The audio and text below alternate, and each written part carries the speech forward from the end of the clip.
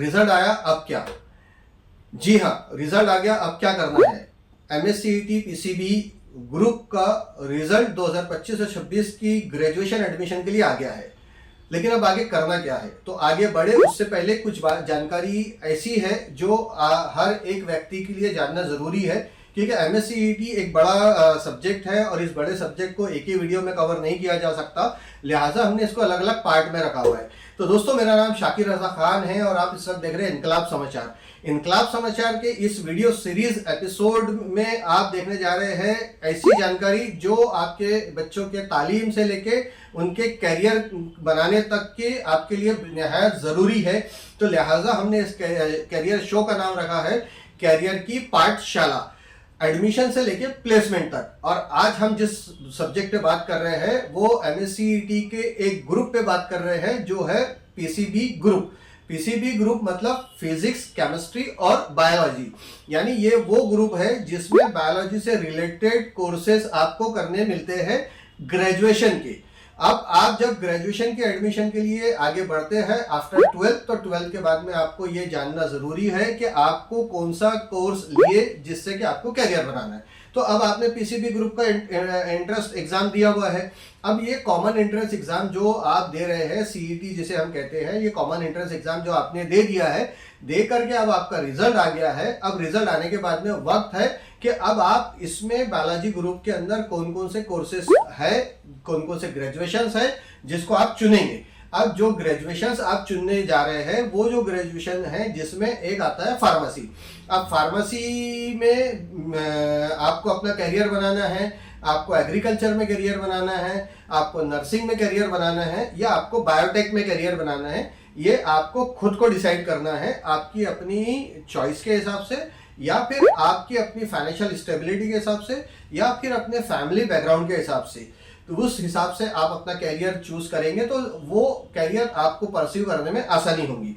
तो चलिए आगे बढ़ते हैं और देखते हैं कि रिजल्ट से संबंधित और भी जानकारी पर हम बात करेंगे। तो दोस्तों, आगे बढ़ने से पहले आपसे ये दरख्वास्त है कि अगर आपने इस चैनल को सब्सक्राइब नहीं किया, सब्सक्राइब कर लीजिए, घंटी वाला बटन याद से दबा दीजिएगा ताकि जब भी हमारा कोई नया वीडियो अपलोड हो तो वो सीधे आपको देखने मिल सके।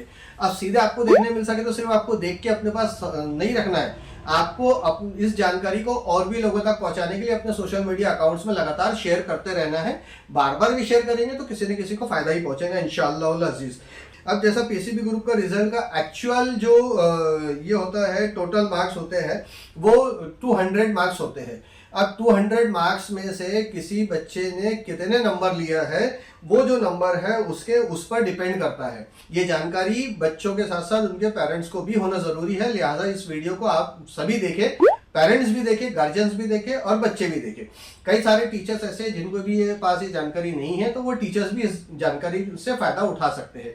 तो फिजिक्स में जो होता है वो 50 क्वेश्चंस होते हैं और उन 50 क्वेश्चंस में 1 मार्क एक पेपर क्वेश्चन के लिए होता है।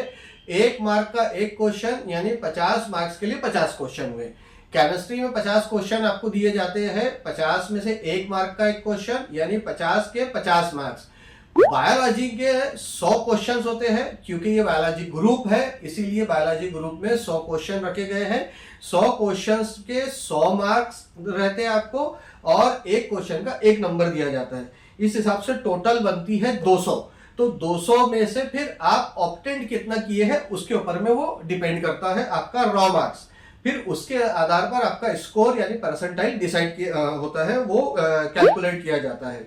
अब ऐसे ही एग्जांपल के तौर पे मैं अगर आपको समझा दूं कि आपने फिजिक्स में 35 आंसर करेक्ट किए तो आपको 35 नंबर मिल गए, क्योंकि 1 नंबर का एक क्वेश्चन है। आपने केमिस्ट्री में 40 है तो नंबर का सॉल्व किया है पेपर तो आपको 40 मिल गए। अगर आपने बायो में 80 नंबर का किया और 80 आंसर आपके सही है तो आपको 80 नंबर मिल गए, यानी टोटल मिला के आपको 155 नंबर मिल गए। 155 नंबर आपने गेन किया है और 200 में से ये नंबर आपने ले लिया। तो अब आपका 155 नंबर जो है वो रॉ मार्क्स के कहलाएंगे। ठीक है, तो ऐसे ही अब 155 नंबर अर्जित करने वाले पूरे महाराष्ट्र में कितने बच्चे हैं वो रैंक का जो परसेंटेज कैलकुलेट किया जाएगा वो परसेंटाइल कहलाता है। स्कोर जो होता है वो कहलाता है इसमें परसेंटाइल। परसेंटाइल जो होता है वो अलग होता है, रॉ मार्क्स अलग होता है। पेरेंट्स के जानकारी और बच्चों की जानकारी के लिए मैं आपको बता दूं, एमएससीईटी के रिजल्ट में बच्चों का परसेंटाइल अलग होता है और बच्चों का रॉ मार्क्स अलग होता है। रॉ मार्क्स जो वो है जो आपने क्वेश्चन सॉल्व किए उसमें से जितने सही हुए, जितने नंबर मिले, वो आपके रॉ मार्क्स हुए।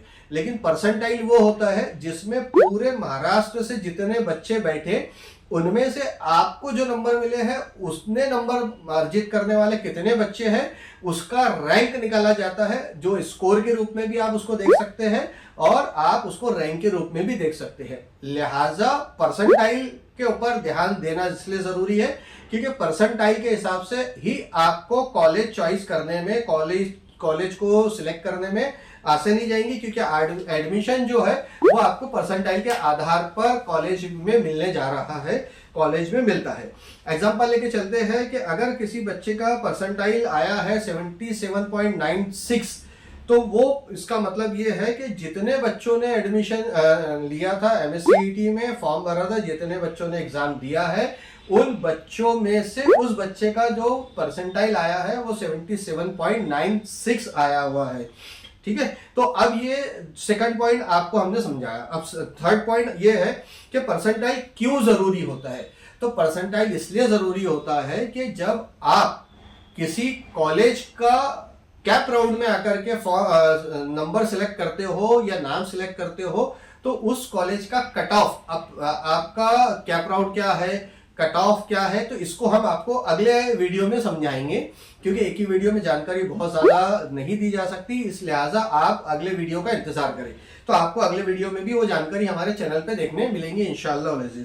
तो अब आपने को ये जो परसेंटाइल है वो आपको मिलने जा रहा है, क्राइटेरिया तय करने जा रहा है उस कॉलेज का जिस कॉलेज की रैंकिंग आपके चॉइस में आ रही है या नहीं आ रही है, या आपके परसेंटाइल के कितने बच्चों को वहां एडमिशन मिला है, वैकेंट सीट आपके लिए है या नहीं है, ये उस वक्त में आपको कैप राउंड में आपको काम आता है। तो दोस्तों, जैसा कि हमने आपको इसको नंबर का मतलब समझाया, हमने आपको बताया कि परसेंटाइल क्या होता है। अब ऐसे ही और आगे बढ़ते हैं और आगे बढ़ते देखते हैं हम कि पीसीबी पेपर का स्ट्रक्चर कैसा होता है। अभी पीसीबी पेपर का स्ट्रक्चर को समझते चले, ये पेरेंट्स भी ध्यान दे दे, जो बच्चों के अभी 12th में बच्चे हैं उनके लिए भी ये वीडियो काम का है। 11th में जो बच्चे हैं उनके माता पिता के लिए, उनके वालिदैन, उनके अभिभावकों के लिए, उनके पेरेंट्स के लिए भी ये वीडियो काम का है। लिहाजा हम ऐसी जानकारी आपको समझाते चल रहे हैं ताकि आप सब जो है इस वीडियो से फायदा ले सके और अपने आसपास में इसको शेयर करके ज्यादा लोगों को फायदा दे सकते हैं। जैसा कि दोस्तों मैंने आपको बताया कि रॉ मार्क्स के ऊपर आपको एडमिशन नहीं मिलेगा और परसेंटाइल के मार्क्स पर ही, परसेंटाइल पर ही आपको एडमिशन मिलेगा। तो लिहाजा रॉ मार्क्स आपकी एलिजिबिलिटी का क्राइटेरिया है, एडमिशन का नहीं है, इस बात को आप ध्यान में रखें। साथ ही में आप देखते हैं कि पीसीबी का रिजल्ट जो है वो कौन कौन से कोर्सेज के लिए एलिजिबल होता है। जैसा मैंने आपसे बताया कि फार्मा में, एग्रीकल्चर में, नर्सिंग में और बायोटेक में एडमिशन लेने के लिए आपको ये काम आता है।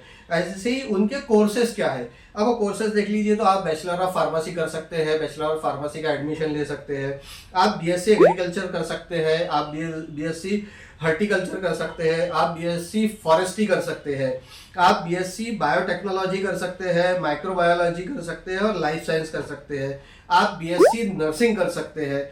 इसी के साथ में आप पैरामेडिकल के डिप्लोमा कोर्सेज जो होते हैं, वो अलग अलग डिप्लोमा कोर्सेज होते हैं पैरामेडिकल के, वो भी आप कर सकते हैं। मिसाल के तौर पे आप पैथोलॉजी पैरामेडिकल का कोर्स कर सकते हैं। मिसाल के तौर पर आप है तो एक्सरे टेक्नीशियन का कोर्स कर सकते हैं, आप ओटी टेक्नीशियन का कोर्स कर सकते हैं। इस तरह के बहुत सारे मेडिकल इंडस्ट्री में, मेडिकल फैसिलिटीज में आपके पास में अपॉर्चुनिटीज है। बहुत सारे प्रोफेशनल स्टाफ के तौर पर आप अपना कैरियर बना सकते हैं और आगे बढ़ सकते हैं। तो दोस्तों, यहाँ इस बात का जानना जरूरी है कि आपका पीसीबी ग्रुप यहाँ पर कोर मेडिकल एडमिशन के लिए नहीं है। जैसा कि मान लीजिए एमबीबीएस है, आयुर्वेद है, बीएएमएस है, बीएचएमएस है, इस तरह के बीयूएमएस है, यूनानी मेडिसिन है, होम्योपैथ मेडिसिन है, आयुर्वेद मेडिसिन है, इसमें आपको एडमिशन नहीं मिलेगा। MSc ET PCB के माध्यम से। उसके लिए आपको नीट क्वालिफाई करना ही जरूरी है।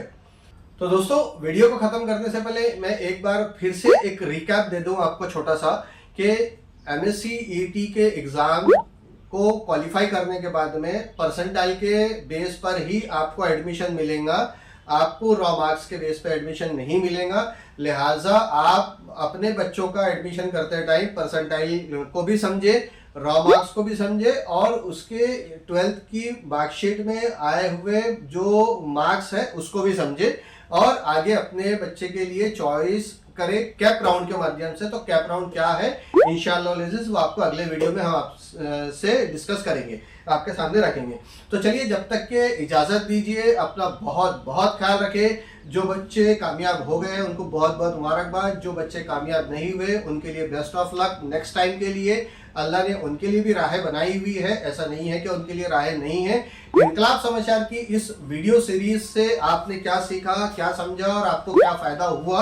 क्या ये सीरीज आगे कंटिन्यू रहनी चाहिए, या आपके जो भी सुझाव है वो कमेंट बॉक्स में देना ना भूले। आपको और कोई जानकारी इससे संबंधित चाहिए तो आप कमेंट बॉक्स में दीजिए, ताकि हम आइंदा इस किसी वीडियो के माध्यम से आप तक वो जानकारी पहुंचा सके। अपना बहुत बहुत ख्याल रखें। जज़ाकल्लाह खैर। अल्लाह हाफिज।